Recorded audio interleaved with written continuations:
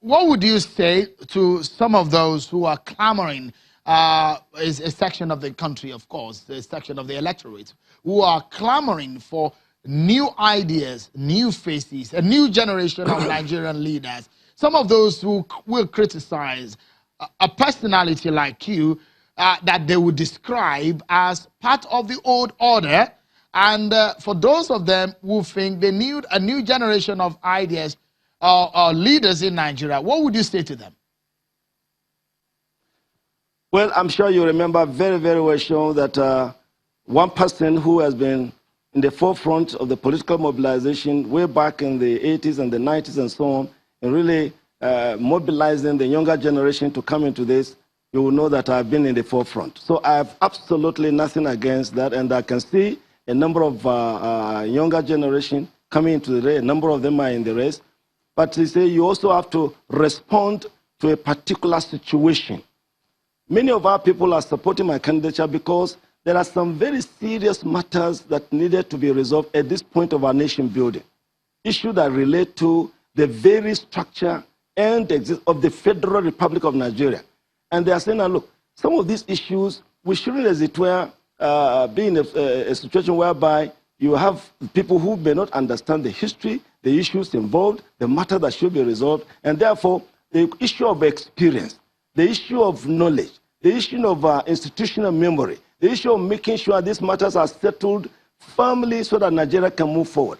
And therefore, many of them who know that we are very vibrant on these issues, very up-to-date on these issues, who have a program, they think that, look, we should give Prof a chance because on matters like this, he has really been at most of the conferences over the years. Therefore, they can really come. I'm talking about restructuring and many of the other issues that needed to be settled. Secondly, the issue of some of the basic issues that are affecting the country. We cannot, as it were, miss this opportunity to really lay the solid foundations for Nigeria's growth and transformation. It's so important. It's so fundamental. And when they now listen to us, the kind of thing we want to do for the nation, the third no is an opportunity. And we want to make it to be, as it were, a merger of the two. No nation as that should set aside the youth or the elders. It is really together. A clear understanding between the older generation and the younger ones, so that there's synergy, there's partnership. And believe you me, in the SDP, we'll build that partnership. Most of those who are working with me are the youth. You should have been there on Saturday. Wonderfully. And we are together. And we want to drive the process together. They believe in me because I've loved them over the years. I've related with them. I've, as a teacher, I've taught a number of them. So there is a very, very serious understanding. And believe you me, the important thing really here is not the biological age. It's a question of ideas. We are full of ideas, relevant ideas. Professor, ideas that are relevant, Professor, capable. Professor, before we therefore, we shouldn't be, as it were, referring to the biological thing. I'm very up to date in these matters. I really want to make sure that the youth are given excellent opportunities, and I want to assure you that will be done. The women are given excellent opportunities, but nobody should rule out the opportunity that can be done in terms of a partnership between us and the younger generation to build a powerful Nigerian nation, to drive the processes of development so that we can conquer poverty, we can move ahead. And because of that, my own program, which if you give me the opportunity, I want to also tell the nation, is very, very attractive. All right. Professor, before I ask about your manifesto, I would like to ask you, you are not a novice in Nigeria's politics.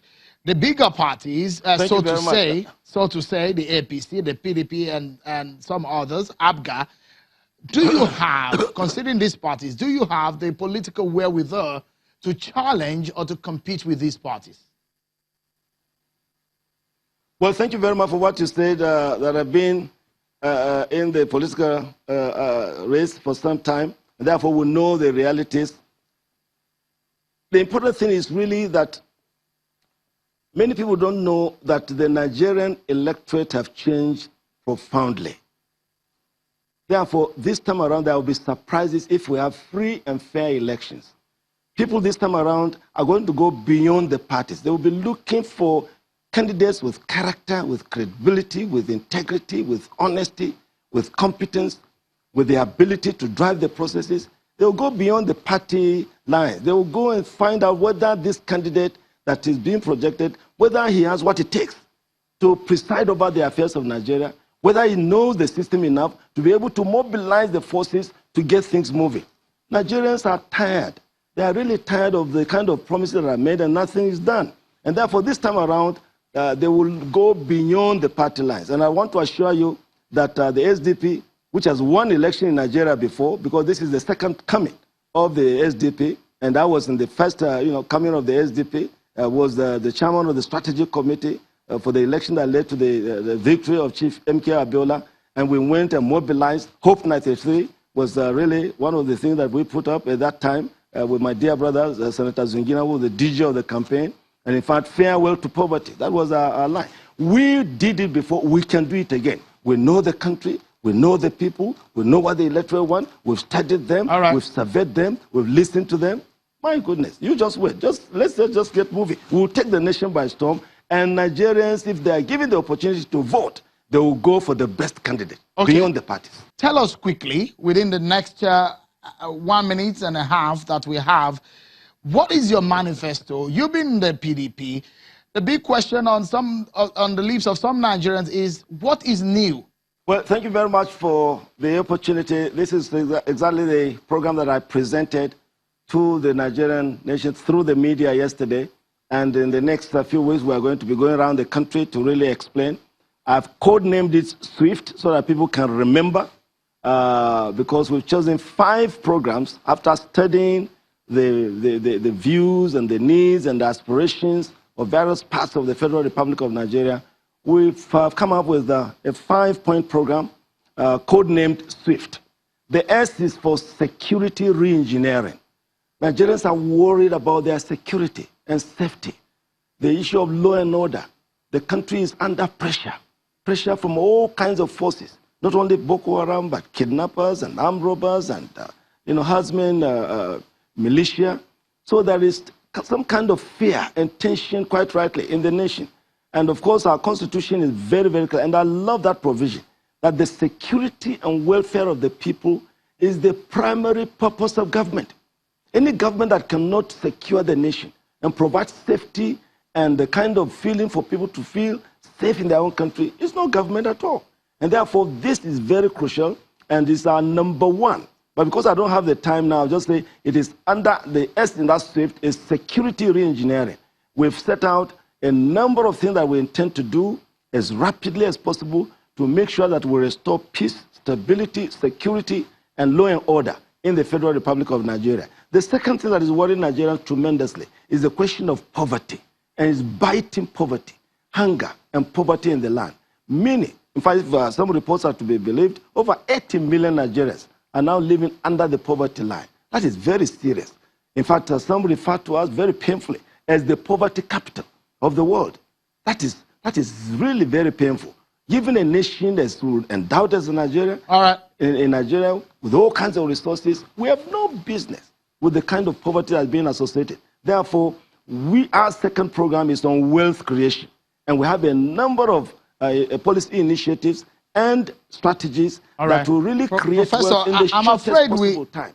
To conquer poverty. And so on.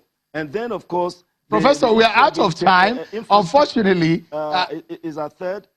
Sorry, Professor, we are out of time. I wish we had more time so that we can treat your SWIFT agenda and talk about how you hope to achieve them. But I wish you the very best in the coming days. Our former Minister of Information, Professor Jerry Gana, it's a pleasure having this conversation with you tonight. Thank you so much.